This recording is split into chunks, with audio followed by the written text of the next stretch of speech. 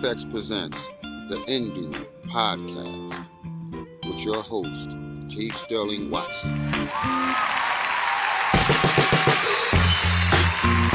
Good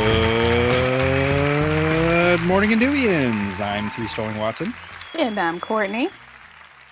This is the Indoob podcast. Thank you for stopping by and pressing play. This is episode number 62. I was going to say week number, but I haven't really been keeping track of that, let alone how much money you should have in your savings account for doing the 52-week savings challenge. And Chief is making his presence known, which is odd because I've been sitting here for like the last maybe hour and a half and he hasn't moved an inch. But I think because it's a little chilly and I have my heater on, he was like, you know what, now's a good time to start bathing in front of the heater. Yeah. Which he seldom does. Well, Not seldom, he'll often. He just wants to be a part of the podcast. I guess. And it never fails. He sends to always know when I'm recording. Because he's done it the last couple of times. He has. He has every time. I don't know if maybe just the energy in the room raises up and he just is like, oh, okay. But he's done it the past few times. Now it's my turn, my time to shine here and jingle. And what I could have done, and I didn't even think about doing, but and this is actually notes on like podcasting, not necessarily 101, but like maybe 102. But if you do have pets and say they have like collars or whatever, just take the collars off so they can do whatever they have to do so you don't have to hear all that noise. And I always forget to do that normally because I just make him leave the room. But today I was like, you can stay, you can hang out. I think you're fine. You're just hiding under your blanket like you normally do. But just as soon as I gave my warm welcome, that's when he decided to emerge. So I'm here. Courtney's here. Chief's here. We're all here. So we're all here. So let me just continue. How are you doing today, Courtney? I am good. I'm good. How are you? I'm better. It was a long week, a long day. And I'll tell you why, because there's some good things and some not so great things. First of all, I'm going to ask you this question. I'm not sure if you have an opinion on it, but hopefully you would, or you might. But how do you feel about ladybugs? They're fine. I have no aversion to them. Yeah, I don't really have a dog in whatever fight you're about to introduce us to. Well, I'm about to introduce a dog that maybe you will side with after I present the issue at hand. One or two ladybugs, like, just walking or crawling, whether it be, okay, maybe not necessarily on you, because that's maybe crossing a line, because I feel like any bug crawling on you per se might bother you. Oh, they have to die? Okay. It'll lose its life, probably. Okay, that's kind of what I thought. But if it's just crawling on, maybe a stick, or if it's on the wall, just one or two. Actually, no, let's just say one. That's okay, especially if it's outside, I'm fine. But when it gets to be more than 3 or 4, let's just say 10, there are a few of them on the ceiling, a few of them on the wall, on the floor. That's a problem. Yes, a big problem. Yes, especially if you work in kind of like a health center kind of environment. Even though I'm normally at, it's like the loading bay, the dock area, but still it's a pest, and they are a pest. And this is actually something that happens around this time of year, where I guess they decide to, I don't know. I mean, I guess they're looking for warmer areas to live. Right. Sure. I'm assuming that's, I thought I read something about that, but I don't remember. But that has been happening every so often at work. So are they inside or are they outside? Or they're inside. They found a way inside, and they are kind of around my stuff, and they're not necessarily attacking anything. They're just kind of walking around or just kind of being. and you just don't really notice them at first until you just happen to look down and like, oh, oops, there's one over there. And you look across and you happen to look up. There's some just hanging out on the ceiling, some that get trapped in the light fixtures. Oh. And they're all around. So I do know that that's a pest. And we've actually had an infestation 1 year at my house in the attic. I have seen many a dead ladybug because they eventually die. So they're just a whole bunch of them. Ugh. And it's weird. It's disgusting too. So Ugh. yeah, that's when they no longer become, some people might find them cute and like, oh, ladybug, and like and try to guess the age based on the spots on their back. I don't know if you've ever done that as a kid. No, that's a thing. Yeah, some people believed that however many spots were on their back, that's how old they were. But that has nothing to do with their age. It's just okay. I didn't think so. Okay. Yeah. What I also didn't realize as a kid, I didn't know this as a kid, but as an adult, I was kind of aware, but I really didn't start to become terrified of this until working where I work in this area, because ladybugs do in fact fly. Mm-hmm. But when their wings are unfurled and they are in flight, it's terrifying because it almost looks like some kind of, maybe like the shape of a bee, but not like the friendly bumblebee, but like the terrifying ones. And it's just some kind of flying beastie that you just need to just get away from me, tiny demon, because it's terrifying. You don't see the red or the black spots. You just see this black flying beast, and it's almost coming towards you, but it's like hovering, and it's a little scary. So that's also something to be aware of. And now I have to posit the question to you again, like if this changes your opinion or gives you an opinion on ladybugs. Not at all. Not at all. Okay. Yeah, I don't view them as tiny demons. There's other creepy crawlies that are for sure from the pits of hell. But ladybugs, not so much. They may be a nuisance in your case, but I've always just kind of viewed them as innocent children. You know, they're innocent. They're so proven guilty. Yeah, I don't think they're capable of guilt. They're just pure energies in this world, and we don't deserve them. You know, similar to dogs. I feel like dogs are just pure. They're pure energy, and ladybugs, I just feel like they fall into that category. You know, I would agree with the dogs, and the ladybugs is just as long as they are not where they are unwanted, and in that particular space, they are unwanted. And but they're just trying to. It's survival of the fittest. They're just trying to survive, and that, to me, in that case, and yes, they're a nuisance, but they're not really actually hurting anybody. You know. I get what you're saying, yeah, and I felt a little bad because I think a dead one managed to, I don't know if it died on the cart or somehow it got on the cart and it was killed, but I was more in the sterile area of this particular health center, and I had brought the body with me, not realizing that I did. Oh, poor thing. I was like, oh no. And I think I'm really telling on this place because one particular day, this has nothing to do with ladybugs, but in one of these rooms that I work in, I found behind a doorway that's normally closed, and I opened it, and then I saw this mouse trap there. I'm like, ew, that's gross. Now that's a problem. Disgusting, and that is a big problem. I don't know if it was used or had been used, but the fact that it was there, Yeah. I would think that in a health center or any public place, even if the office or whatever that you were looking at wasn't public, I would think that in a place like that, they would use those there's roach hotels, but isn't there a similar version for mice where they go into a box and they get trapped in there and that's where they die? And it's like a little bit more sanitary than just trapping them out in the open.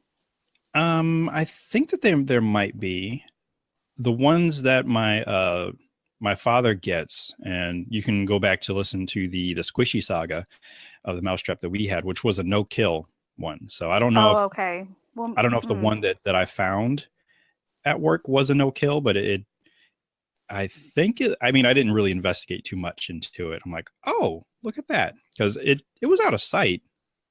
But I just, just being observant, I just happened to notice this little box. And I'm like, this looks, interesting. Like, what are these holes in? Oh, okay. It's a trap for little rodents. Okay.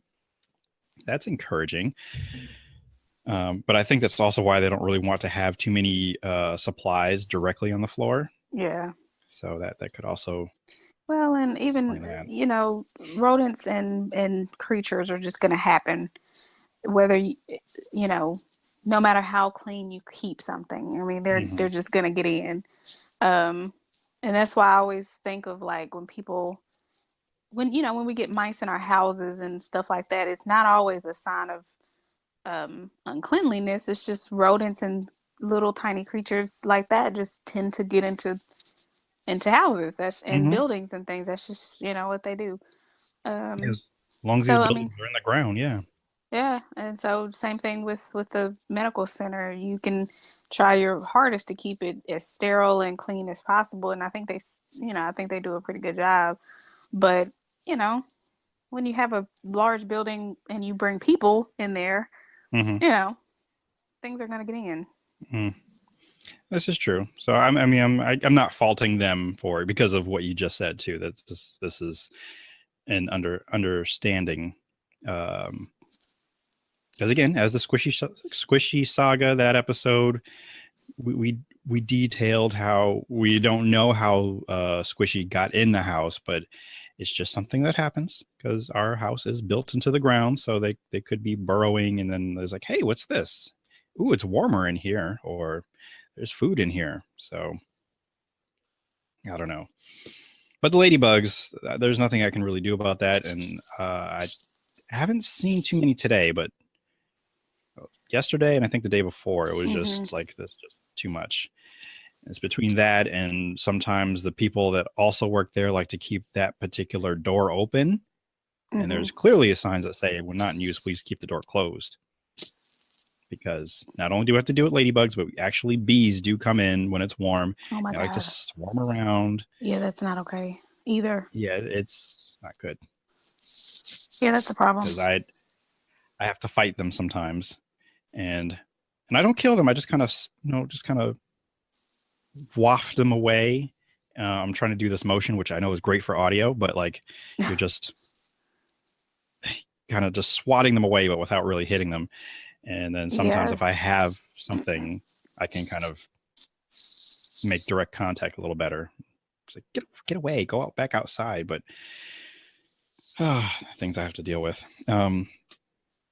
But on a happier note, I did deal with, not even deal with, randomly, and where I was actually working, there are these people walking. I don't know if they work there. I think they're just trying to find an exit. And this older gentleman, calling him Mr. Rogers because that's just the vibe he gave me. Just a very. Tell me he had on the cardigan. I believe he had on a cardigan, but on top of that, he had on like some kind of winter, not winter jacket, but like a fall or spring jacket that you only see older men wear. So he probably did have on a cardigan. Yeah. And the sweater. Not a cardigan, but a sweater. Right. And then just one of those kind of button-up shirts that, again, I mean, okay, maybe any age could wear that particular shirt, but he was dressed like an old man. And I think his wife had already left, but they had walked by, and then he saw me, and then he would just, smiled and waved, and then he kind of came over to me and was like, I really like your hair. Like, how did you get it like that? So I explained to him, hopefully, I mean, I'm in the middle of working, but I took a quick break just to, say thank you and acknowledge. And I told him, well, my hair is usually twisted up, and then I just untwist it. Just like, oh, you twist it and you untwist it. So I'm not really sure if this is registering. Yeah. What it is I'm explaining, because this is an older white guy, so I don't know if he understands, but it's like, yeah, it's probably he probably doesn't. Well, I don't know. He might. He might. I don't know. He just seemed like he was just so enamored and in awe with my hair, and just there's like a look of joy and happiness seeing it. I'm like, okay, well, this makes you happy. I'm glad you enjoy it. Thank you very much. When you learn new things and meet new people, it enriches your life. Right. Just as long as you don't ask to touch it, I'm good. I was about to say, did he ask? He did not. Okay, no. Well, good. So we continued to be friends, and by that I mean, our exchange, everybody left with smiles. Yes. Very civil. But what was weird is I saw one of my other coworkers later on that day, and we see each other maybe once or twice a week. We used to work a little closer together, but we moved to separate departments. But he saw me, and he's seen me with the twist out before. Mm-hmm. But he also complimented me today or actually it was yesterday on my hair. And I'm like, oh, well, thank you. It's like, but in my mind, I'm like, you've seen me like this before. Pretty much all week. I don't know, but I'm not gonna, analyze it. I'll just thank you. So I don't know. Maybe it was just something different about it. That particular. I guess so. You just saw it too, but it was at a weird angle. So you just, I don't know. Well, but I don't see you every day either. That's a little different. That's true.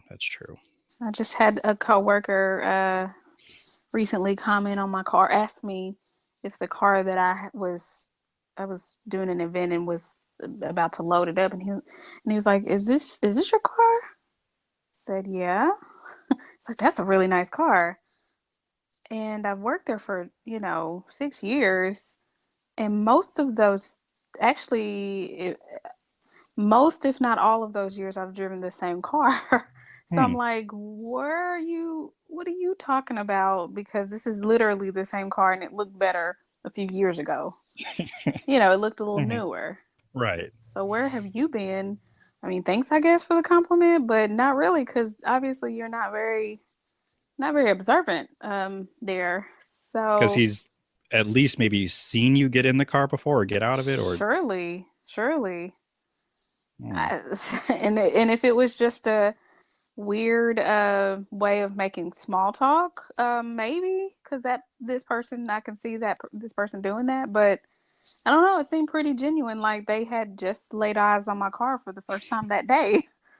And I'm thinking, so sometimes I think people are just not super observant until something changes. Like with you, your hair was just untwisted rather than twisted. Mm-hmm. With me, my car was literally in a different parking spot. So, I just think sometimes people are not super observant, and, Mm-hmm. That could very well be it. Like, just one day they just didn't notice. I'm sorry, Chief. Was I bothering you there? But yeah, I'm really thinking about, I don't know when I'm going to do it, but I'm going to bring my glasses back to work because I haven't been wearing them for a while. And just to see, what people will say, if they will compliment me, or like, is there something different about you, or, I'm just curious. It's an experiment. People experiment, I suppose. Mm-hmm. Just to get a reaction. But yeah, those are some things that have been happening at work, amongst many other things. But ladybugs and my hair. So I feel I need to hold on to it. Not that I was thinking about cutting it, because I'm still under the contract that I set up for myself, where I don't want to cut it until there is a Sam Cooke biopic that's made. Yeah. Okay, so if it ever gets made, then you can cut your hair. Then I can cut it. Or if I'm involved in the production as well, definitely, I'll do what's necessary, because more like, never know, depending on if I'm in what capacity I'm involved in it. Like if I'm in the movie itself and I'm playing a character that has shorter hair, then yes, I will definitely cut it. So, and now someone is crying at me. No, what'd you do to him? Nothing. I think he's jealous because he knows that something is happening, but without him. So, I feel that way a lot too, though. So I feel his pain. So like if I'm sitting here like playing with Chief, then you get jealous because I'm not talking to you? A little bit, yes.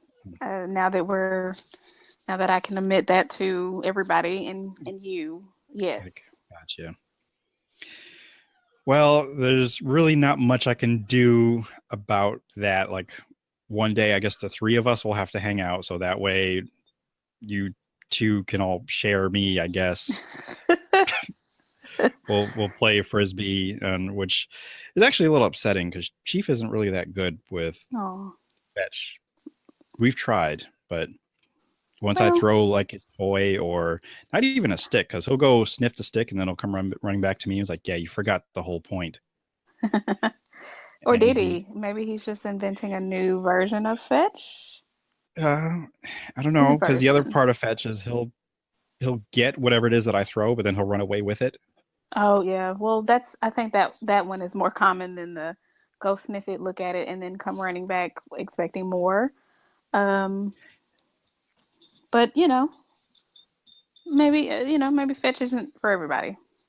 Maybe not. Stop trying to make fetch happen. Make fetch a thing.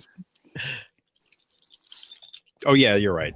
Not making fetch happen. You're the one who's seen the movie much more than I have. I've seen it twice I was about to say, do you even know where that comes from? Yes, or do we have to have a lesson? I do. I'm aware of it now. Mm-hmm. As for an update, Chief is now in my lap. Of course he is. He heard he heard you talking about him, so duh. Yes, so he's on my lap and he is belly up, kind of just putting his white fur all over me, but that's okay. That's what lint rollers are made for. Yes. Are you happy now, little boy? Since you're here. The other thing that's exciting and that's happening, and we'll try to do it without too many spoilers, because I don't know who hasn't watched it yet, unless you're one of the few people that don't have Netflix. No, not judging. No judgment. A little bit. Though. Some people they might have might be on hard times. Sure, that's true. If that's you, then take care of your business. Like literally, Netflix can wait. Right. Do what you got to do. Although I will shout out one person, our last guest on the podcast, Ariel. Yeah, I'm shouting you out. You haven't watched it yet. Oh my goodness, seriously? Yes. We'll have to have some discussions. I don't know about that one. As much as her and I have talked about other Netflix shows that we've watched and enjoyed, I was a bit taken aback that wasn't one that she's watched. So yes, both of us we're judging you. We're sending you judgment vibes. You just think you know somebody, and then you find out that they could have watched Stranger Things and haven't. I don't even know. What is life? I don't know. On a similar note, because we will get back to Stranger Things, but I forgot I was supposed to follow up with another coworker that I was actually trying to introduce to Hamilton, because I made a reference because they asked me how my day was going, and I said it's nonstop, but not the fun kind like Hamilton. And that's the response I was looking for, but she just kind of just stood there, and I'm like, you don't know what Hamilton is. And she was like, Hamilton? Oh God. And I'm like, yeah, it's like one of the best musicals ever. Like of our time. Yeah. And before. Yeah. So I basically told her, I was like, yeah, you have to go listen to it. Just carve 2 hours of your life. I know it's 2.5, but once you start, it doesn't matter. Right. And it's going to change your life. Mm-hmm. And she's like, oh, wow. Okay. I'm going to have to check this on YouTube. I'm like, do you have Spotify? I'm like, no, I don't have Spotify, but it's like, okay, whatever. Well, do what you got to do. Yeah. Because sometimes some of the tracks are missing on YouTube. That's why I'm a little nervous about it. Well, but at least get her in the door. That's a start, and then we'll go from there. We'll guide her. Okay. Yes. We'll get her there. Speaking of Hamilton, have you heard that Lin-Manuel Miranda is going to star and he's going to be Hamilton in the musical for in Puerto Rico? Basically being the most excellent example of a human being. Yes. Basically. Ever? Basically. I mean, there's so many layers to that it's just because of course that's when I read that I was like, well, of course. Mm-hmm. It just makes sense. Of course he is, because that's him. That's what he would do. That's like, mm-hmm. I'm sure it wasn't even a question. It was just like, we've got to get a stage set up mm-hmm. so I can do this for my people. And just the fact that he's basically coming out of retirement to do it. It's his show, of course, and it's mm-hmm. his baby, but he's, not starring in the show anymore, but now he's coming back out of retirement to do something so big for this country that is still so in need of assistance, and it doesn't seem to be getting it. Right. Just the amount of attention and tourism and money he's going to be bringing to the island just because he is who he is. I mean, I just think that that's brilliant.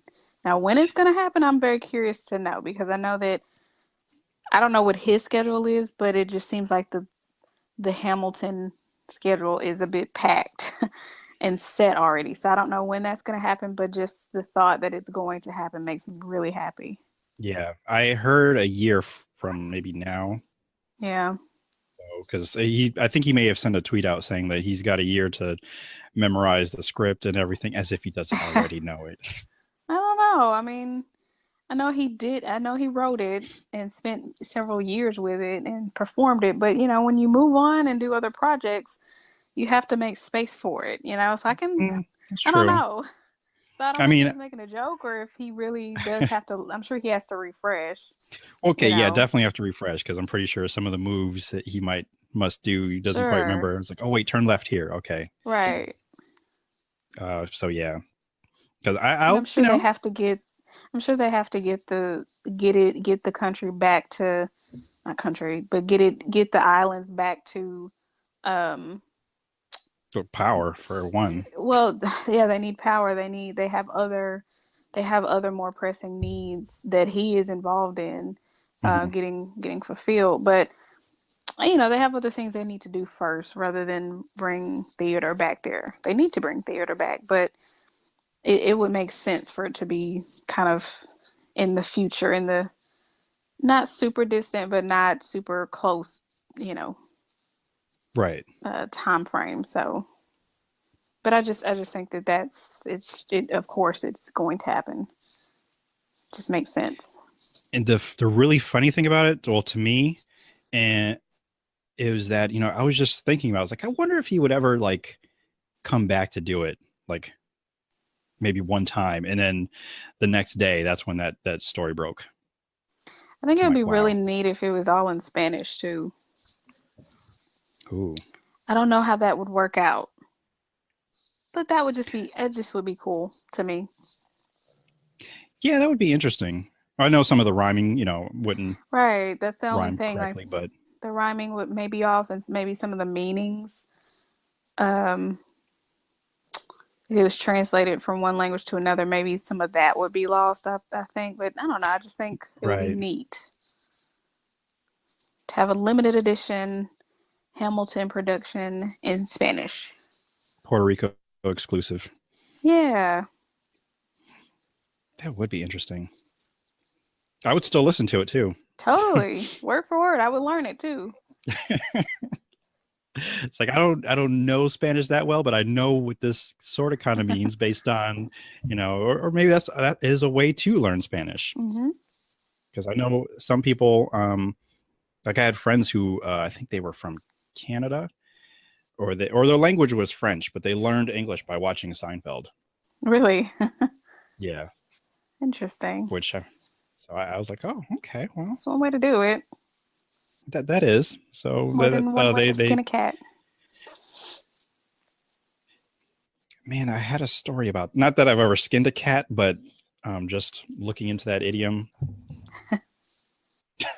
of like, first of all, why would you need to skin a cat? But you're asking too many questions, because I know those who need to skin a cat are not going to tell you why.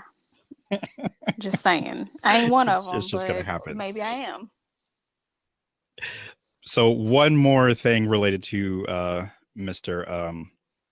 Miranda, is he's got another PBS special coming out tomorrow night. Really? I know this is for us. We're recording on a Thursday, but this will already be out, so it might be on demand or on PBS Demand or PBS Now. I don't know if they have an app or anything like that, but this one will be about his first production, In the Heights, which I still have not do all of that album yet. I think it's on YouTube. It was at one point. I don't know if it's still there. It might also be on Spotify, but I think at the time I was still too enthralled with Hamilton that I'm like, I got to get back to Hamilton. So I think now I can be able to actually listen to it, because I was in a conversation about Hamilton, and then some people started talking about In the Heights, and they kind of lost me because I'm like, I don't know it. So, yeah. So I should make that a priority so I can listen to that at work. And I was like, wow, this guy is a genius. Not that I didn't already know. It won awards. It won awards too, I believe, and it's got a few, a few of the Hamilton cast started with In the Heights, and so I don't know. It's just neat. But I have yet to watch it or listen to the full thing as well. So I gotta get on that. Right, and it is, I believe, in works to become a film. Oh, okay, good. And I think they're actually shopping for a new home because they were with a studio that has recently been under some major problems. So, but yeah, we will take. I'm sorry, that seems to be the thing in Hollywood right now. Is stuff coming to the light. It truly, truly is. And one of the positives that I think I did see is that Hollywood is kind of cleaning house, making it maybe a little easier for some of us other creatives to take over. And hopefully, yeah, that is actually the hope that we can kind of get in and be better. But good people, because old Hollywood is going away. But we're going to take a quick break, and I'm going to. I was going to say relieve Chief, but maybe just let him roam outside, because I think he's trying to demand all my attention and derailing anything I'm trying to say. What? Because normally at this point, I usually talk to Chief, like, what is your deal? Why are you all up in my face? What do you want?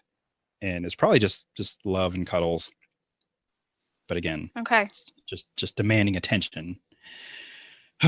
But yeah, we'll be right back with the Indoob podcast, and Chief will be out running around. So we'll be right back.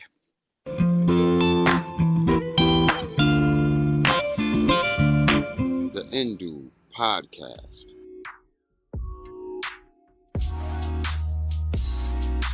Hey, this is Steph Farwell. Join me bi-weekly at the Lemonade for all things nerdy and geeky, giving you all the sweet and sour notes from the nerd world, as well as my own special commentary to make this blended lemonade just right. Follow the Lemonade at Audio Boom, SoundCloud, Podbean, at the Points of Interest Network, and I'll see you guys soon.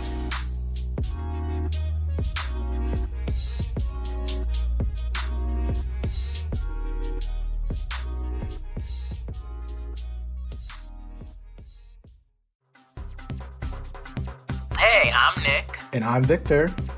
And this is Megashine.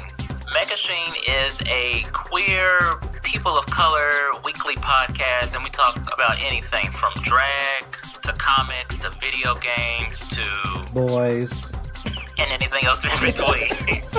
So if you want to listen to us, we're on iTunes, Stitcher, and SoundCloud, and you can follow us on Megashine Pod and Megashine on Twitter. That's right. So follow us, talk to us. We'll be here. And we out.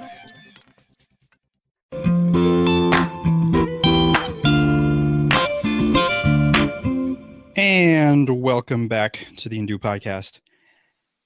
Chief is happily running around the house and not here. He left me covered in fur.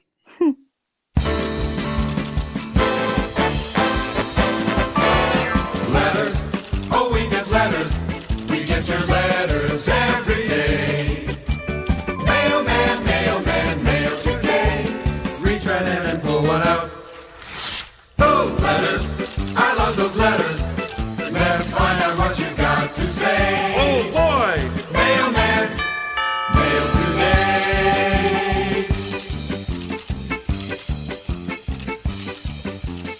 But last episode, and I'm actually going to, this will be ongoing for the rest of the Christmas season. But I asked listeners to submit ideas for their own Hallmark Christmas movie, specifically titles, but if you can include a plot, great. So friend and fan of the show, Roberto, had sent us quite a few. So I'm gonna read them to you. It's too many for us to pick a favorite, although I think, Kortney, you may have picked one already based on one of your reactions to the tweets. Well, I wouldn't. Well, go ahead. Okay, yeah. So maybe it wasn't a favorite, but it was one that I really liked it. Really liked. Yeah. So first off, we have The Last Christmas, where the protagonist has a fatal disease, won't live past Christmas. That's so dark and depressing. It is, and for me, when I read that one, it's like, this seems like one that would go on Lifetime, though. But maybe. Well, we all know they're sister channels, basically. They are. Basically, not really, but basically. Mm-hmm. And I do have a correction, by the way. It's not the Hallmark, and I think this is something I kept saying. I kept calling it the Hallmark Movie Channel, but it's actually Hallmark Mysteries and movies and mysteries and. I thought it was movies and mysteries, or mysteries and movies, or something. It's mysteries and something else. I didn't think it was movies, but it was. I thought it was movies only because when you if you look at the guide, you know how they have the abbreviations. It's HMM. Mm-hmm. So it's movies, and I thought it was movies and mysteries, or mysteries and movies, or something.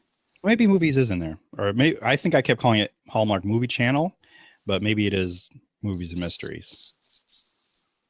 But what I didn't realize at the time is how they were switching it or differentiating their Christmas movies. Is the regular Hallmark channel was having romantic comedies, and then the other Hallmark channel was having the just like, I guess, everything else. But more of the drama. More of the drama, and the it's not like love and family is not so much the focus, which those things are fine, but they tend to focus on the more lighthearted or heartwarming things on just the Hallmark channel, whereas the movies and mysteries, or the movie channel, is like you said, everything else. Right. Where that's PG, this is a little more PG-13, so they're still not gonna go there. Yeah. They're not gonna go full Lifetime on you. Right. So. No, you gotta go to Lifetime or the Lifetime Movie Network if you want to go full Lifetime. Right. Nothing but movies that never end.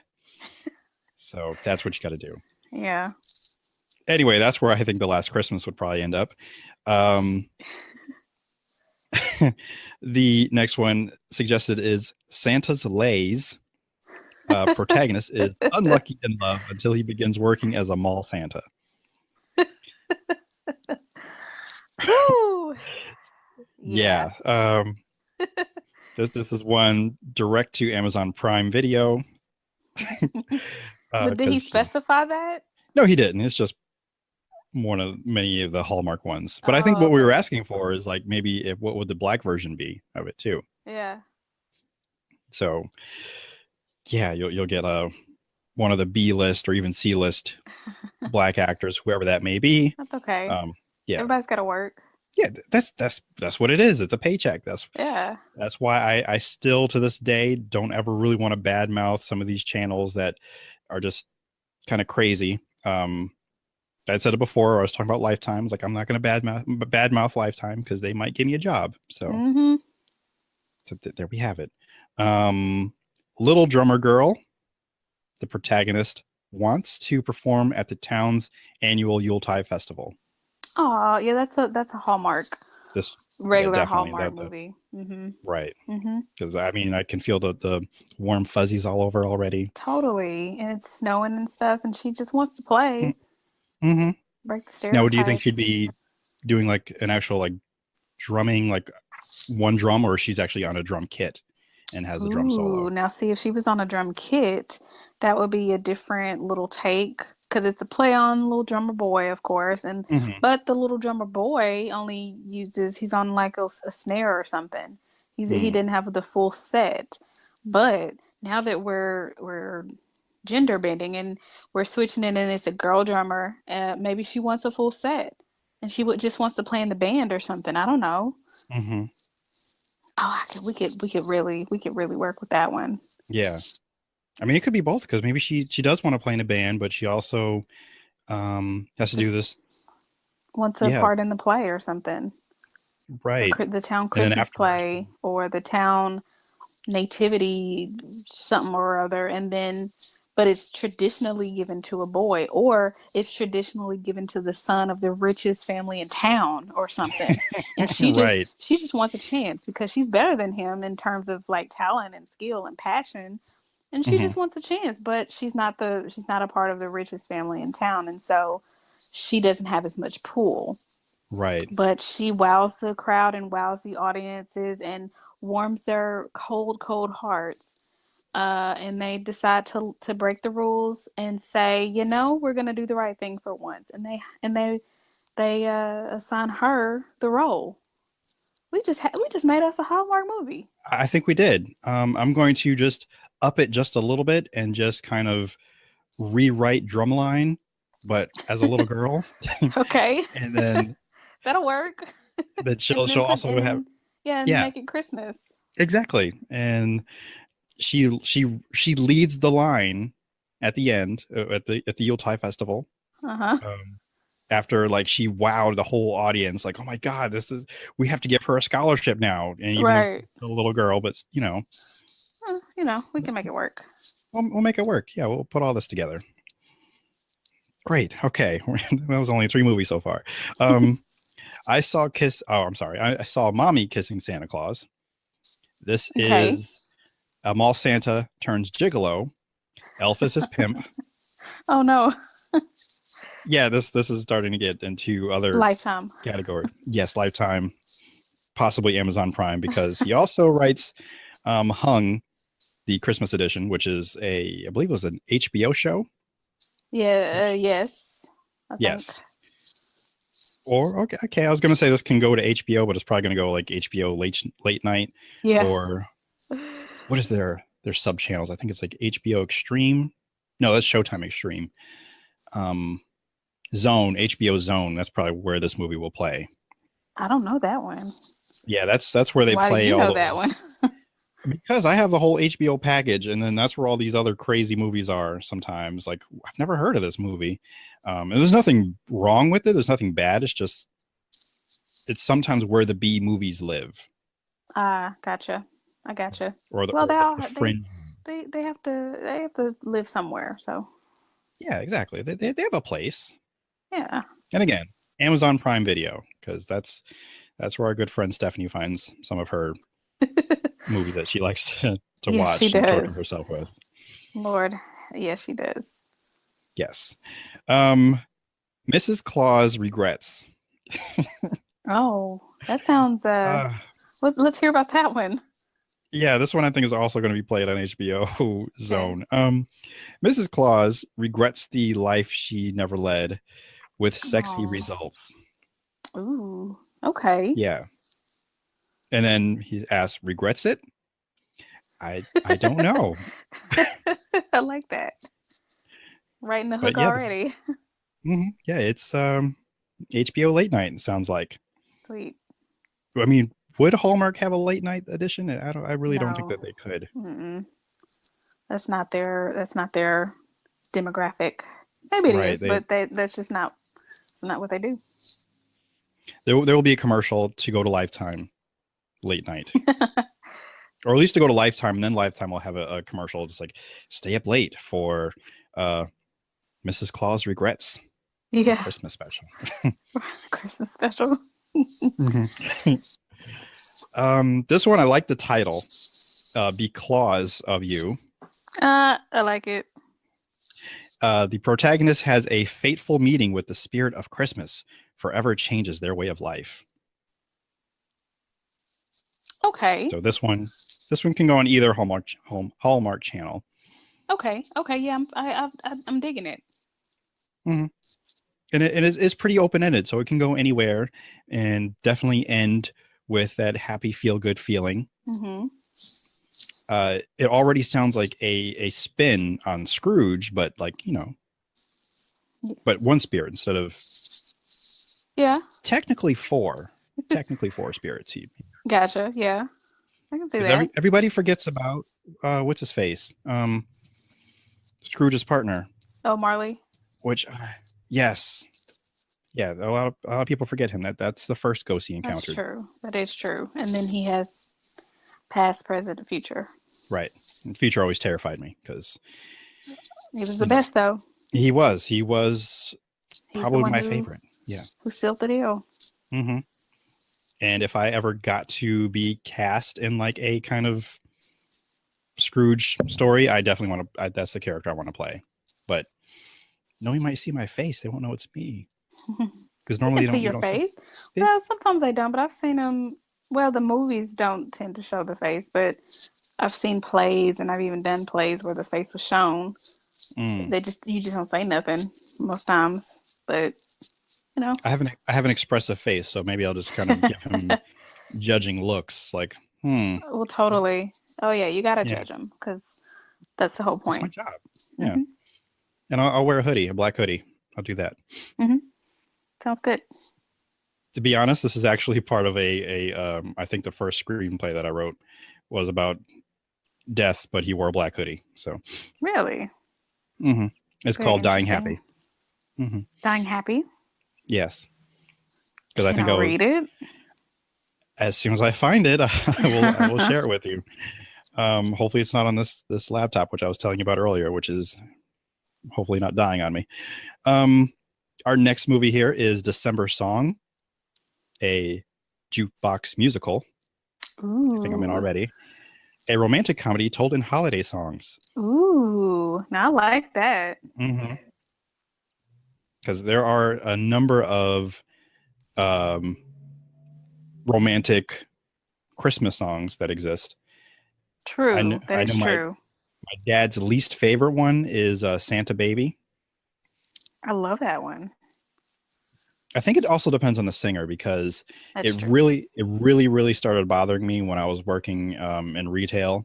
In a certain version of mine, Santa Baby, and it was just so irritating to me. I like that one. I like that's the original. I like that version. You just don't want to listen to it every other song. Every other hour. Yeah. Yeah, but to me that's any song, That is true. And I would torture my cousin because we worked together at one part during our retail history. And there was a song that I think it's just called Silver and Gold, but it's from the Bill Ives, I think, sings it. And you hear it in the Rudolph the Red-Nosed Reindeer, not claymation, but the claymation. Oh, the cartoon? Yeah. Bass and Rankin production. Well, Rankin, I know that they do the claymation, but I don't know that they did any cartoons. Maybe they did, and I'm just not remembering it. Well, it's the snowman who sings it, and just silver and gold, silver and gold. I don't know anything besides that, but all I have to do is just that part. Yeah. And she's immediately pissed at me because she hates it. And I try to do the same motions as the snowman, even though I have feet and he doesn't, but still, I have to really sell it to her to annoy her. Hopefully I got that song stuck in somebody's head that has seen it and know what I'm talking about. And now they're stuck with that in their head. And wahahaha. Evil genius, you. Yes. See, I told you the podcast is really mind control. Yes, it is. So, yeah, it is. So people are getting in the jolly spirit as we go through these movies. Movies that have yet to exist. So, I'm pretty excited. Yes, me too. And we've got, I think, 6 more. Merry Xmas, and he actually spelled out X as an EX. Fortune cookie tells woman she's already met her true love, invites all her exes to a Christmas party. Ooh, okay. So I like that. This sounds like a romantic comedy that's full of drama. Oh, well, yeah. Because, yeah. The best kind. Yes. So this would probably be on the Hallmark Channel proper? Sure. Yeah. Yeah. Because you didn't say anything about sexy results, so we're good. I'm sure that's implied, though, right, Roberto? Oh, yeah, it's implied. Those that follow him do know.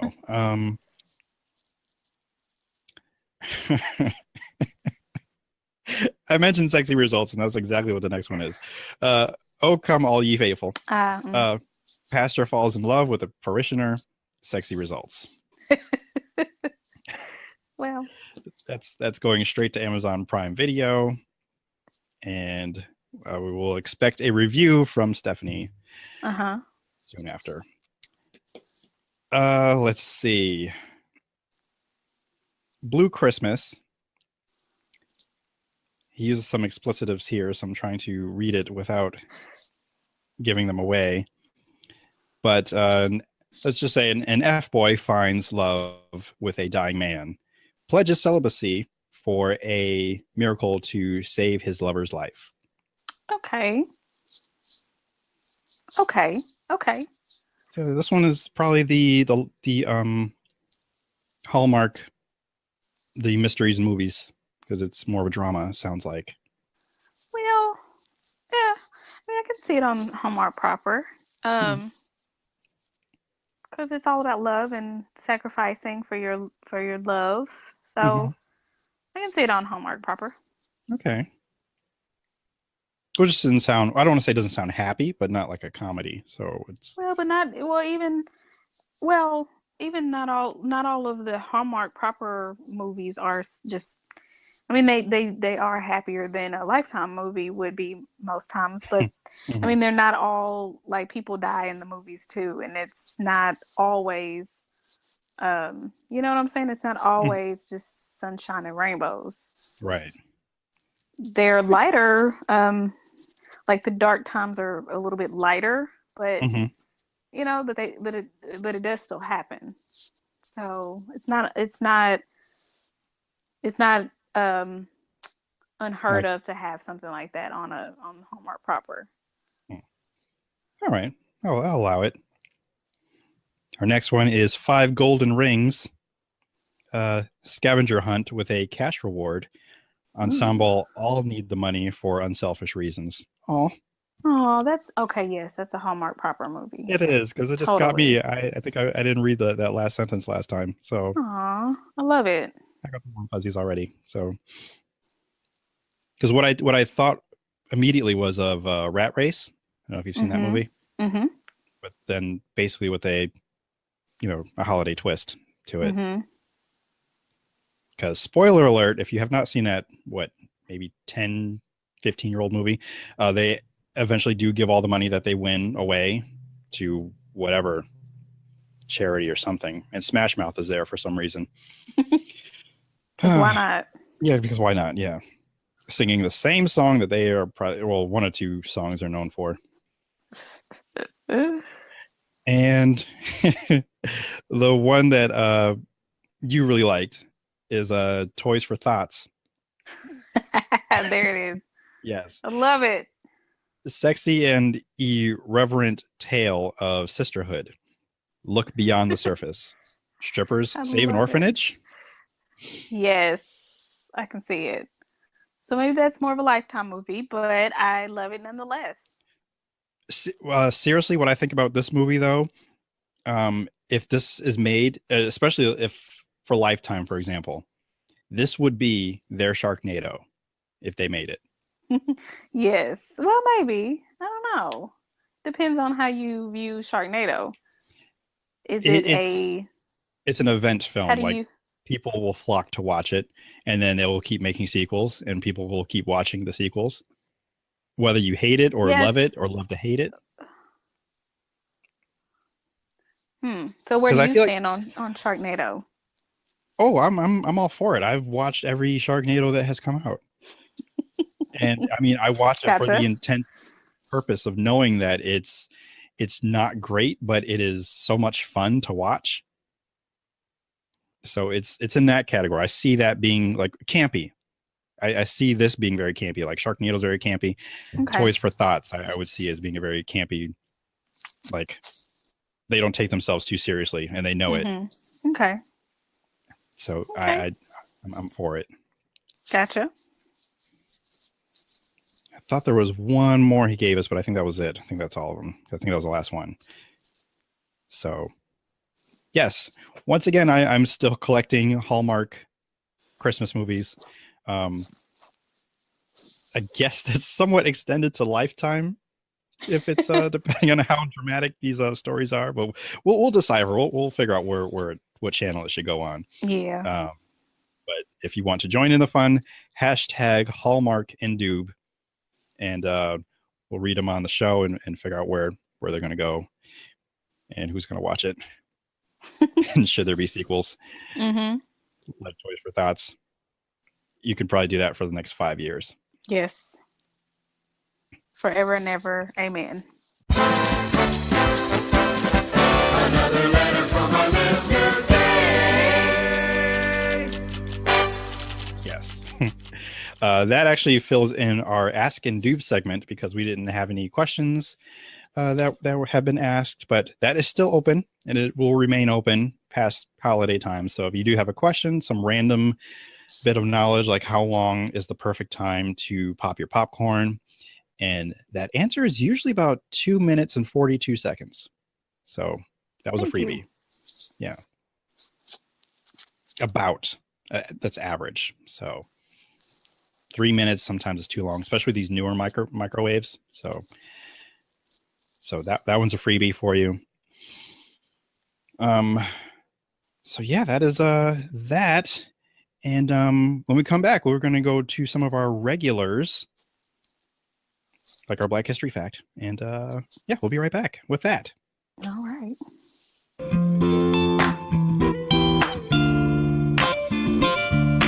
The Indoob Podcast. Hey everybody, I'm Geek Soul Brother and I'm putting the funk in the final frontier. Come join me and my 5 nerdy venoms on our podcast as we discuss movies, TV, games, comics, anime, and all sorts of special topics in the geek universe. Find us in iTunes and Stitcher, and you can even listen to us live on Tuesdays, 10 p.m. on TalkShoe.com. We love a nerdy conversation.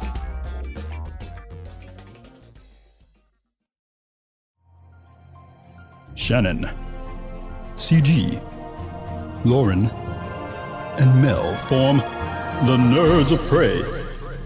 A group of ladies bonded by comics, gaming, film, television, and fandom culture. Hang out with them bi-weekly as they dig into the very things that make them loud and proud nerds.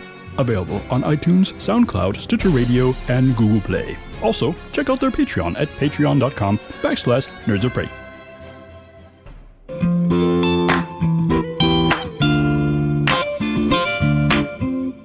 And welcome back to the Indoob Podcast. Woo, we're back. We are back. I had to use that break to give me time to pull up my notes for today's Black History Fact.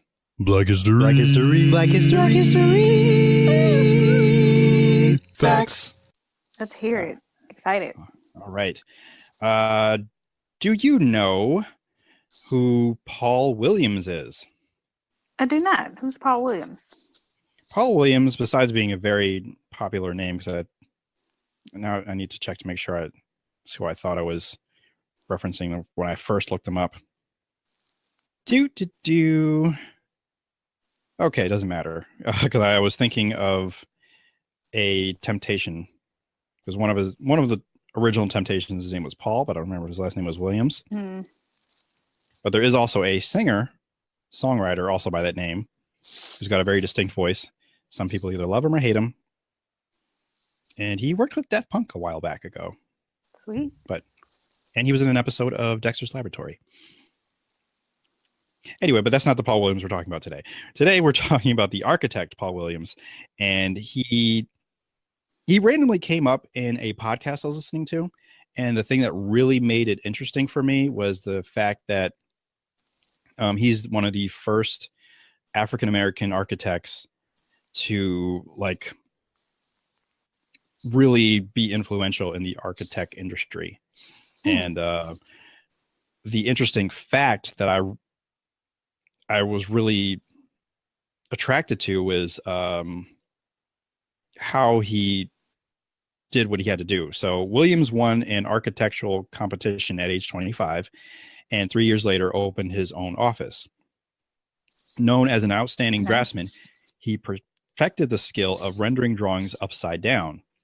This skill was developed so that his white clients, who might have been uncomfortable sitting next to a black architect, could see the drawings rendered right side up across the table from him. Wow. Yeah, that was the fact that really kind of like really struck me. I'm like, wow, okay. He primarily worked in the LA area. He did a few other things like in Las Vegas and Hollywood, but still mostly just West Coast stuff. And he designed designed a lot of stars' homes, like I believe Frank Sinatra is on this list, Lucille Ball, some other people that I'm not as familiar with, like what's his name? Lon Chaney. Yes, Lon Chaney Sr.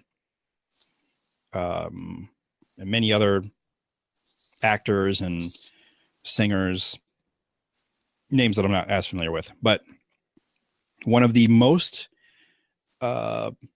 prominent works that I'm familiar with that I've seen is the theme building that is at the LA International Airport. Mm-hmm. It's these, looks like a whole bunch of arches over each other. So I'm pretty sure if you've seen it or if anyone has seen it, they can recognize it. Like, hey, that's at LA. It's like a retro futuristic. I don't know if it's actually a building, like you can go inside of it, but he helped design that. And I don't know if it serves a purpose, but it's there. It's definitely a landmark.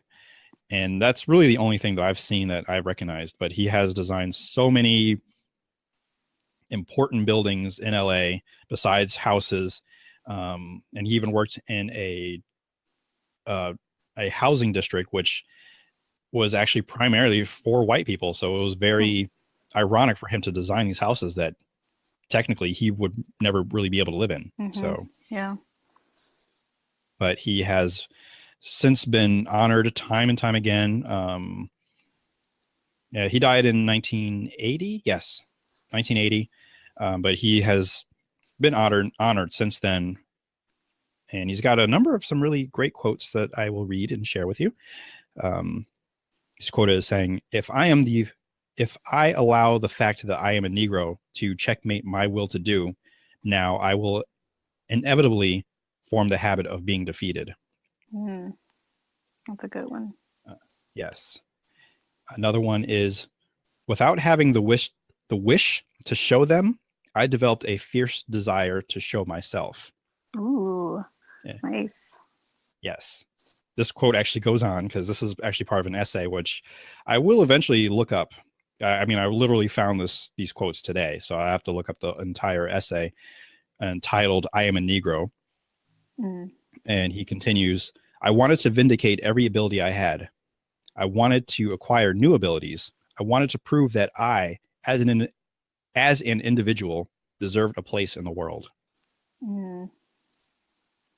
So I really love that, especially the quotes are really good, and just his accomplishments are extraordinary. But the part where you were telling us about how he developed a whole system rendering something upside down simply because people his own clients didn't even want to, they were cool with hiring him, but didn't even want to sit next to him just because he's Black. And so to me, that is just one of the best examples of pivoting. And what I mean by that is, just like one of his quotes said, he's a Negro. He can't change that. And if I let that deter me from doing what I'm supposed to do, then I'll never do anything. And I just think it's pretty amazing how, despite all the things he was up against, he basically turned it around on its head and made it work for him. Right. And he's become one of the tops in the whole industry ever. That's pretty amazing. It is. It truly is. And I'm really glad that I found him, or heard about him rather. And this is one I feel should have a movie made about him or something, because it's, or at least be more well known. Mm-hmm. Yeah, because there's a number of other buildings, hotels, and from some of the pictures I've seen, they look so LA, like, and I think people can like know what I'm talking about when they see buildings. Like, oh yeah, that definitely has to be like in California somewhere. Yeah. So he's very influential to probably other architects as well. I would think so. Yeah. That's awesome. So I get one of the other buildings, in case anybody else knows about it. I don't. I've looked at pictures and like, this doesn't look familiar to me. But the Golden State Mutual Life Insurance Building, and they definitely did honor him by erecting a statue of him, with, I guess, some other, or not necessarily a statue, but well, whatever. They have a memorial and some of his achievements, to really hammer home, like, hey, this guy is a big deal. You should know about him. He designed this building. So he is getting honored, but I just want to honor him a little bit more. Yes, posthumously. Yes. Because this went up, this went up 2 years ago. October 29th, 2015. Monument and Memorial Plaza to Paul Williams was dedicated on the north side of the building of Golden State Mutual Life Insurance, because they, I guess, recently renovated. So go check that out if you're in that area. And I'm looking forward to, I'm actually seriously looking forward to learning more about him. Me too. He sounds awesome. And I definitely want to check out that essay that he wrote. And there is an episode on 99% Invisible podcast, which I used to listen to. Now I have to go dig through and find this episode, which is called The Architect of Hollywood. And I think it apparently might be all about him. So sweet. So that actually is a good podcast. I just don't listen to it that often, but I might have to start subscribing again, especially to find that episode. So that is Paul Williams. His middle name is his whole name is Paul Revere Williams, just in case it helps your search a little bit. That's amazing. It is. Yeah, go look into that. That is your Black History fact for this episode. Sweet. Thank you. No problem. Now, I did say we were going to talk about Stranger Things, and we didn't even go because we went into judgment mode. Yeah. Oh, yeah, Ariel. That's true. Ariel, looking at you, Ariel. I mean, because pretty much everybody I know, I don't know if everybody you know have seen it, but just about. Yeah. And the ones that haven't seen it, I'm judging them. So you fall into two categories with me in that regard, you know? Right. I mean, my parents are safe. I'm assuming they finished it by now, because they were just surprised that I had already watched it. And I was like, well, we've got questions. And then I was like, well, just keep watching, because a good chunk of them will be answered. But just in case you haven't, we're going to talk a little bit about it, but we're not going to spoil it too much. I'm not sure how much we can say without spoiling it. Yeah, you might just want to not listen if you haven't finished the series. How about that? Yeah, that'll probably be the season safest 2, bet. we should say. Or they're calling it part 2 because they wanted the Duffer Brothers, which I'm wondering if we might have to put them on the genius list. Should we wait a little while first? No, I'm cool with putting them up there. I'm good with it. Okay. I'm okay with it. Because they really do a great job of doing some homages to a lot of things 80s. I mean, everything 80s. Show, yeah, it takes place in the 80s, but they do a great job of like incorporating everything 80s about it. And yeah, a lot of homages to other things like Steven Spielberg works, Stephen King works. Yeah. Other popular things in the 80s. Just I feel like it's just a big love note to all the things that they love. Mainly the 80s, but also, I mean, also the Goonies. They've several nods to the Goonies and Stand By Me, which Stand By Me is Stephen King. But yes, like I feel like it's just one big love note to the 80s to favorite films and filmmakers and creators. But it's just great on its own too. I feel like it is its own standalone work that, yes, pays a lot of homage to other works, but it is truly its own thing too. Mm-hmm. And you wouldn't need to watch if you've never seen them, you'd still probably enjoy this. Yeah. Oh yeah. Oh yeah. Because I've never seen Aliens, and I do know that they pay homage to that as well. Also by casting, what's his face, Paul Reiser, who was in Aliens. But there are references to that movie I'm not familiar with because I've never watched it. I don't really intend to. It's just, just not really my thing. Maybe one day, and when it's nice and sunny outside, I might watch it.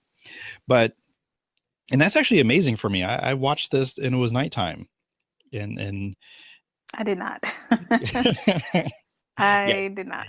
You waited till it was daytime to watch it. But then again, that's what we did with the first season. We watched that during the day, and then when it started getting dark, we kind of stopped watching. And I feel like this one's to me, it's a little scarier, a little darker. I don't know. I would agree with that, because with what was happening with Will. Oh yeah, yeah. Him being possessed, if that is the correct word to use. I think possession that's correct. Mm-hmm. And I didn't want to admit that was happening, but then he was like, "No, he likes it cold." I'm like, "Oh no, this is not good." Yeah.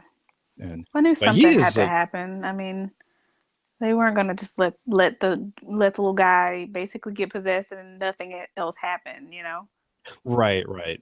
And I truly have to hand it to these kid actors, because they really knocked it out. Like, especially Will's character, or Will's actor.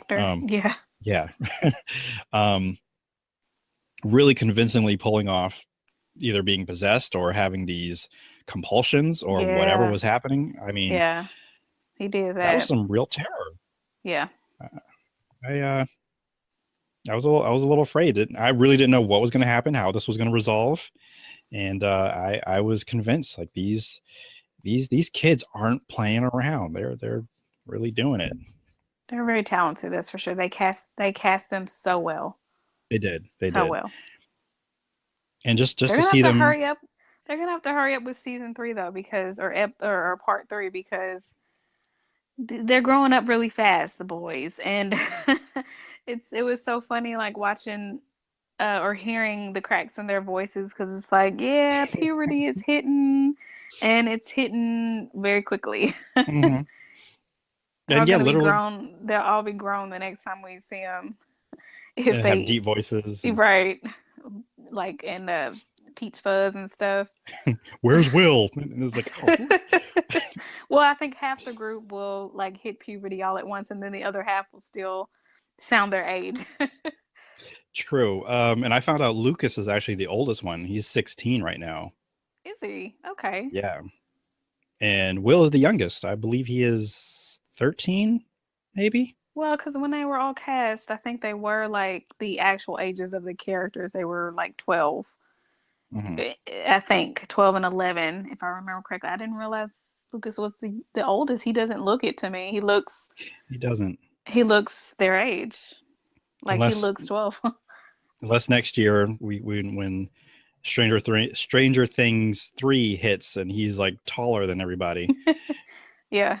They're going to work that into the script where he got a growth spurt before them.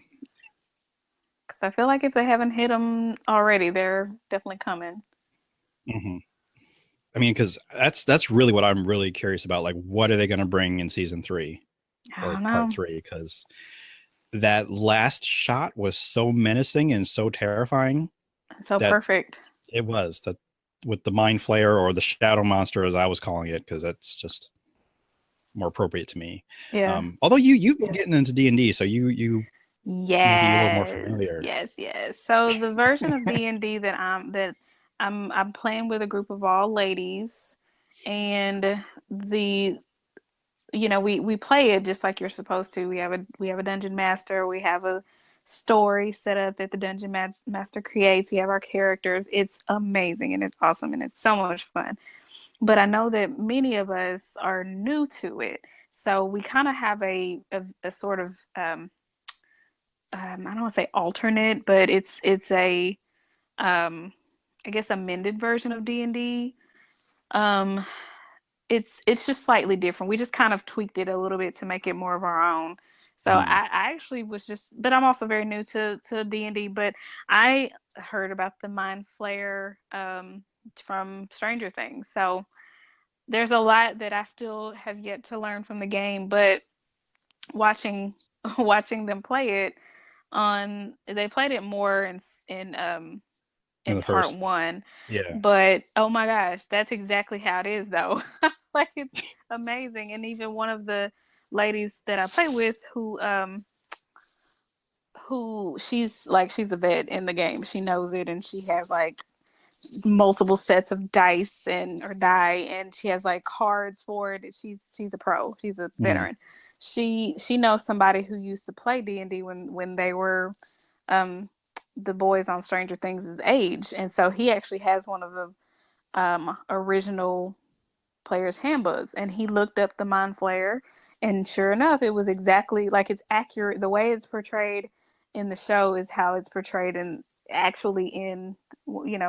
that version of D&D. So it's just cool. That's one of the another things that I love about this show is just the accuracy of showing the boys at that age the costumes, the sets for everything, what they were into, the way that they talk to each other. The hair. It's just the hair. I mean, everything about it. It's just so perfect. It's just perfect. I really admire attention to detail, especially if your show is going to take place in a different time period. And that stuff is important. We see that. We're going to look at it with eagle eyes, and we're going to tear it apart if it's not correct. And it makes it so real. And just the whole fact too that it does take place in the 80s, and this is before cell phones. Because if we had a cell phone, I think a lot of our troubles would be a lot simpler. But which that was actually a meme that was going around, how a movie plot could change whether you use a cell phone or take it away. So well, there's a good one that's been going around for years, that if what's it called, is it The Breakfast Club?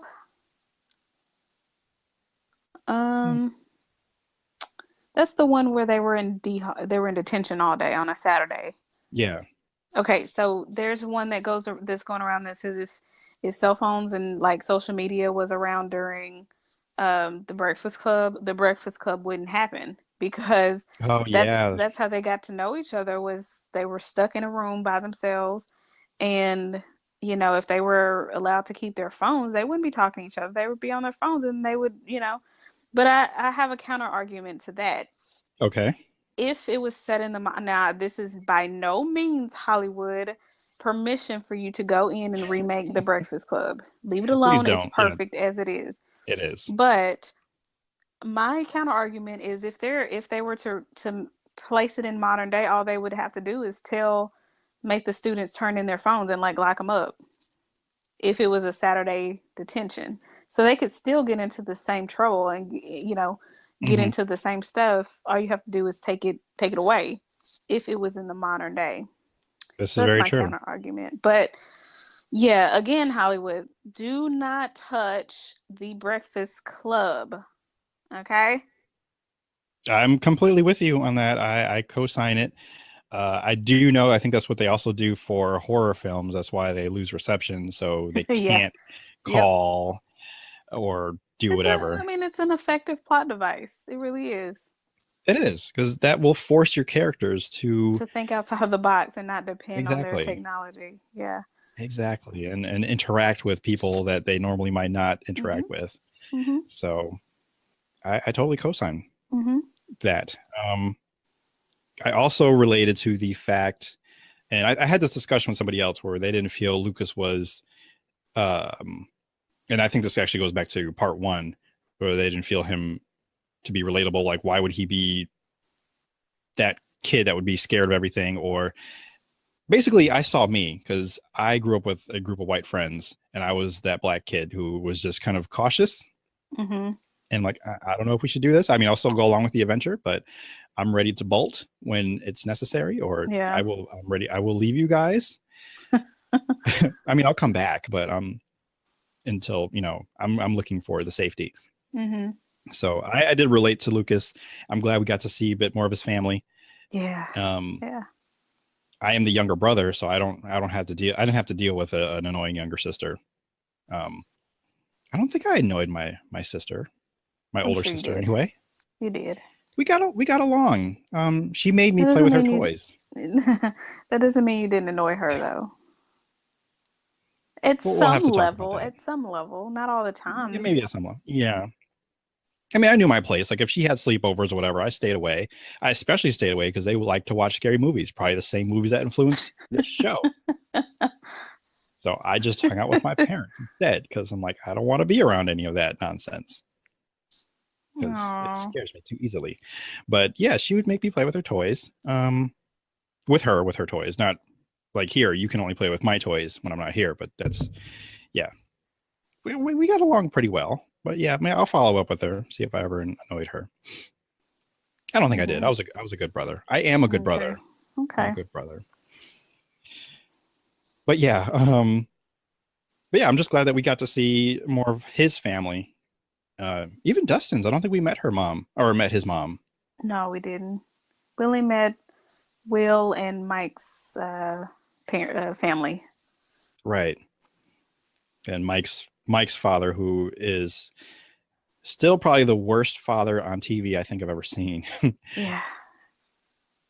Although the honest trailer that I recently watched, thanks for sharing that with me. I didn't even know that was there. Nailed everything. Yes, it did. I loved it. Even skipping the intro, that little part. I was so happy to see that, because if you're not aware, Netflix has this new feature where you can skip the intro if you're binge watching the series. Mm-hmm. You may or may not want to listen or watch the intro come in. It's the same, but literally everybody that I know who has watched Stranger Things and knows about this new feature is like, "Are you kidding me? What do you mean skip the intro for Stranger Things?" It's just, and I mean, when I tell you the intro is so it's so simple, but it's so great at the same time. Mm-hmm. That's how you know the show is doing something right, when people don't even want to skip the intro. Right. Like, it's just so good. It's just so good. I'm gonna have to throw, I guess, a stone in that, like, that there isn't anyone that would want to skip it. I do know one person. What? Who are they? Tell them to turn on their location. You don't have to, because they live with me. What? Who? Well, I'll just point out my father. My mother just kind of follows along because he has the remote control to skip the button. What? But I happen to be watching one of the episodes. Like, excuse me, father. No, we are not skipping the intro. This is one of the best parts of the show. Like, it is the show. It introduces the show. Exactly. It introduces. It sets you up. Like, you're ready. Like, you watch it and you're like, do do do do do do, and then the 2 comes in and it's like, yes, it's amazing. Yes. Oh, I got chills just when you just said the 2 when it came in. It's like, it whooshes in and it lights up the whole screen, and then it's like, whoa! But how did it get behind the words? What? I know. It's amazing. I think I did laugh out loud. I was talking about this whole intro and everything, and somebody on Twitter said how it creeps her out. I love it, though. But I do too, and I mean, you don't know where those words or those letters are coming from. Like, they could be sneaking out from behind the couch, and then all of a sudden they join Stranger Things. And you're like, oh crap, what's gonna happen? Yeah. And then the fact, I mean, like, the way, even just the subtle fact that the letters are like, they're backlit, they're like neon, and then that you can even see like the glow of the neon. If you watch it carefully, it's not like a solid, it's not like a solid color. It kind of has a flicker to it. Right. Like there's something smoky back there. Ooh, you know what? What if the font or the letters or everything? Yeah, it's portal to the end, but to the there you go. See, and I think that's exactly what it is. That's why I mentioned that, because it has like a pulsing, like flickering, and every time, oh my god, we just did something, because every time you see one of the portals for the, what do we call it? The upside down. In between, the upside down. I always want to call it the in between that's something else. But every time you see one of the portals for the upside down, it's always pulsing. Or pulsating. It's like, because it's alive. It's interconnected, and it's that's what the letters do. Oh my God, we just did a thing. We did. Good and job. something terrifying that I never really put into thought until right now is what would have happened if the Mind Flayer had broken through if 11 didn't close it. Like, how bad would things like get? Well, if it can possess people, and like it was getting closer, it was what am I trying to say? Like it not only can possess you, but it spreads like a disease. Because I remember it started with the pumpkins, and then we saw it in the trees. It just would have eventually, I think it would have eventually just taken over and turned everything. Made our world look like the upside down. Because every time you see a portal between our world and the upside down, it always was like seeping out, slowly but surely seeping out, and changing our world into its world. So I think it's just I don't know the properties of the Mind Flayer in terms of D&D, but in terms of the upside down, it's all about taking over and possessing, and changing it into it. So I don't know. It is kind of it's thought provoking, and there's definitely more to learn. And the Duffer Brothers do hold all the secrets. I don't remember if it was maybe on the Nerdist or an article I read in a newspaper. Because guys, I read the newspaper still sometimes if I find it at work.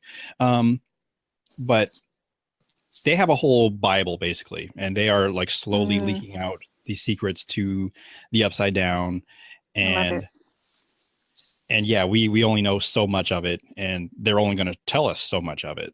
Good. So that's the way it should be.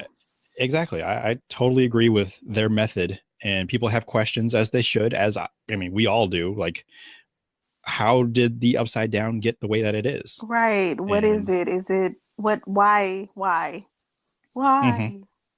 And some of these, which I'm kind of glad that they do, they have the Beyond Stranger Things show. I don't know if you started watching that yet. I did. I haven't finished it, but I did start watching it. And I love stuff like that, because it helps me to decompress what I just saw, and maybe answer questions. And I love behind the scenes type stuff. So yes. Yeah, give me all of everything Stranger Things right now, please, and thank you. Yes, because it's great, and it's the time to be obsessed with it right now until it kind of dies down, and then we get ramped up again. It will when never did it die start? down. What are you talking Well, about? that's true. Well, it goes into a cooling phase, and then it starts to heat up again. I'm gonna say, when did the first ad come out? I want to say it was like summertime. But it started teasing us a little bit. Yeah, that sounds right. Yeah. So, oh my God, I'm starting to relive when the first trailer came out and they used a Thriller. I need to go watch that again. Oh yeah. That made me so happy. That was amazing. Magical. But Stranger Things, I don't know. I give the show maybe an A++. I give it an A++ as well. So it's definitely worth checking out. But hey, we've got another review that we're going to do, but we're saving that for the Patreon. We're gonna talk about Thor Ragnarok, because That movie was also amazing. But you can only hear that on the Patreon episode. So if you're not a patron, get on board, because there's a whole bunch of cool stuff I got planned that's already there, and more stuff that's on the way. It's going to be awesome. But that'll do it for this episode. I thank you so much all for listening. You got some shout outs or things you want to tell people about? Totally. So check out, if you'd like to connect with moi, you can check me out on Twitter. My handle is @IamKHinton, and I'm on there pretty regularly and tweeting about everything under the sun. If you want something a little bit more focused, if you will, specifically on being an audacious creative entrepreneur or intention seeker, you can check out the Twitter handle Verve, or @VerveHC, which is Verve House Collective's Twitter account. And so again, Verve is for those who want to be an audacious creative entrepreneur or intention seeker. So you can find some good stuff there, as well as on the vervehousecollective.com website, where you can find blog posts and videos and other resources to get you to where you want to be, to live your best and most fulfilled life. Also, I want to give a quick update on my house situation. Is, if you didn't know, I am in the process of getting my first home. Well, purchasing my first home first off, but it's being built. So it's so exciting to watch that process happen. Right now, I have a frame of a house, I have a roof, and I actually just went by there today and I have windows now. So that's exciting. There's also bathtubs in the house. So it's, and I say that because I didn't realize this until this process, but they put the bathtubs in among, just only a few other things, but they put the bathtubs in first because they want to check to make sure the framing is good. Also, since some rough plumbing and rough electrical happens, around this time, they just, that helps the process move along. And the way I read it, the way I researched it, or what I found when I researched, is the placing the bathtubs helps with framing. Surely there's more to that, but I figured, that makes sense, because if there's a framing issue, and because the bathtub is like kind of integrated into like the sheetrock and stuff like that, they kind of need to know that up front before the sheetrock is put in and all that other stuff. So yeah, that's the stage that it's in. It's expected to be complete no later than the end of January. Hoping for sooner, or that would be nice if it was sooner, like for my birthday or before Christmas or something. But it's coming along, and even if it was end of January, or even 1st of February, because I know how construction sites go sometimes. It's coming along and it's looking good, so it's just exciting. Well, do you want it done fast? Do you want it done right? No, I want it done right, and I'm not rushing. I hope that didn't come across as me rushing, because it's not. I'm content. I'm happy. Patient. Yeah, I'm patient. Yeah. I have to. I mean, this has been a year-long process almost. Not the building of the house, but just getting to this point. Right. So, it's may be a special that you may or may not be working on. Just detailing the process of. Oh yeah. So I'm documenting. I'm a writer, so I'm documenting it just for my own personal edification, and so I'm sure eventually I'll do something for the public, or make this little thing that I'm writing a public thing, just because I'm learning so many things about myself and about just the process of being patient, and the process of doing things in decent order, and which changes, to me, that changes for everybody. But I'm just learning a lot about the process, and like I said, it's been going on for the original process started, I would say, a couple of years ago, because it started with getting my financial life in order and becoming debt free, and then everything else was able to happen because of that. So it's been a I don't want to say a long process, just because it's a journey. It's a journey. It is. It's not something that happened overnight, and it's not something that I take lightly, and it's not something that was always easy. It still isn't easy, even though I feel like I'm kind of, I don't want to say reaching the end of the journey, but kind of reaching the goal, the initial goal. And so, but yeah, it's a lot of stuff that I would love to share with somebody else, just because it's something I want to share. I think it's a story worth telling. Plus, if I can help somebody in their journey in any way, I mean, that's what this is all about. Right. So, right. Yeah. Watch out for it. It'll happen eventually. I'm currently hands tied with a few other projects, but that one regarding my housing journey and financial journey, oh yeah, it's happening in the very, very foreseeable future. Yes, we'll definitely make trailers for that and little ads when that project is done. Cool. Because the other thing that you're on, not to I'll put all your business out there, but it is Nano that time of year again. So NaNoWriMo, which is short for National Novel Writing Month, which I love with all my heart.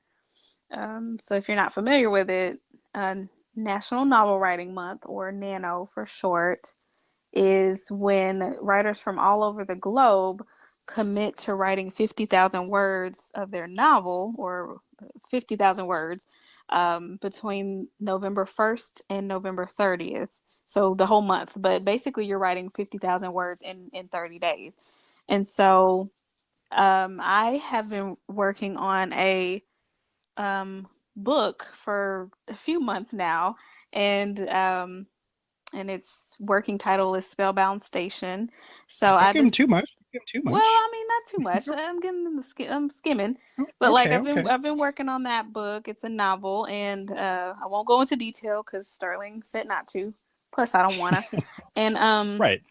But I'm working on that I'm continuing that novel for Nano this month. So that's also keeping me occupied, so I don't stress out over this house thing that I have zero control over. So yeah. Meanwhile, just making it look like I'm doing nothing over here. But no.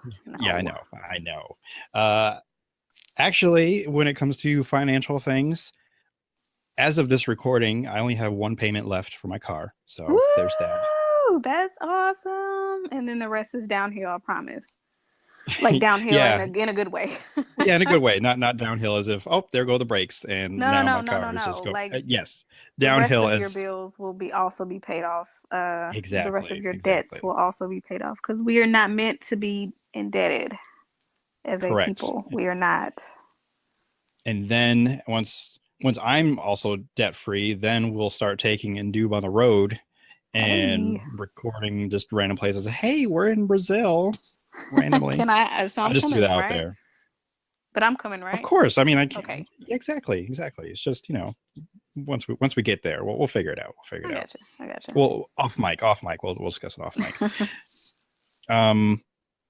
But yeah, that's one development. I'm still at WIHS, which I keep forgetting to kind of tell people. You can listen to me every other Saturday night. I literally just got an email from my boss over there asking if I want to pick up another weekend. Not this weekend, but another one coming up. So I think I might, because I like working there. It's a lot of fun. You hear a lot less of me, so that's what the podcast comes in for. But I like being behind the scenes and playing around with stuff and learning, getting all that experience. It is fun. It's rewarding. So I am on every other Saturday night from 10 p.m. to 6 a.m. So all those people that are up late. Few of you are, because I do kind of tweet with some of you, so I appreciate you for being awake, keeping me awake. I did fall asleep one time, but I'm just going to leave that there and not go into detail about that. Don't mention that too often. There are some other adventures I will discuss in future episodes that have happened, and I'll talk about those another time. But yeah, definitely check out WIHS radio.org, because more than likely you might not necessarily be within the They just changed the radius because they got a new antenna recently. So congratulations to them. But yeah, I'll be sure to tell you more about that. And also gracemercyministries.com. That's also something I'm heavily involved in. You can find us, Grace Mercy Family Ministries, on what is it? Facebook. That website that yes, we sometimes deal with. So those are some other projects I'm working with. And of course, the T Public. It is November. It's close to Christmas time. Please keep an eye on that website. Not only for my things, but yeah, especially for my stuff. But a lot of things, there's going to be a lot of sales going on, and it's hard for me to keep up each time that they have a sale. I try to tweet everybody or text them. It's like, hey, things are on sale. Go get stuff. I want to put out some more things, a couple more designs, but I'm not sure if I'll have the time to do that, especially if my laptop is being sick, because it's I don't know. I'll work it out. But I've got 19 designs right now to choose from. I think Warrior is the top seller right now. So get yourself a Warrior t-shirt or hoodie or mug or phone case, or pillow or a tote bag. There's lots of them. And our favorite catchphrase, which we didn't say this episode, but I'm going to say it now. But words are hard. Yes. Words are hard. I guess we got through with the words today. We did pretty good. Good job. Yes. Good job, Courtney. Good job. Thank you. And also, of course, the Patreon. Please go there, subscribe. And also, please rate, comment, and share this pod and Verve House Collective and or Get Verved, I'm sorry, and Food Fight on Apple Podcasts, Stitcher, Google Play, and Podbean. Thank you so much for supporting, listening, stopping by, and pressing play. Tell someone you value them, and live for the folks you love. I've been your benevolent host, T. Sterling Watson, and for Kortney and Chief, remember, if the world didn't suck, we'd all fall off. That's the Stranger Things. that was really good. that was good. I'm clapping. Good job. Well done, everyone. I'll see you part 3, Stranger Things. Good night, everybody. The Indoob podcast was recorded on planet Earth and is an extension of the Indoob blog found at indoob.com. You can subscribe and find more episodes on iTunes and indoob.podbean.com. You can also follow Master Sterling on Twitter at Indoob. I am not allowed. This is Bilford signing off, and this has been another 3SFX production.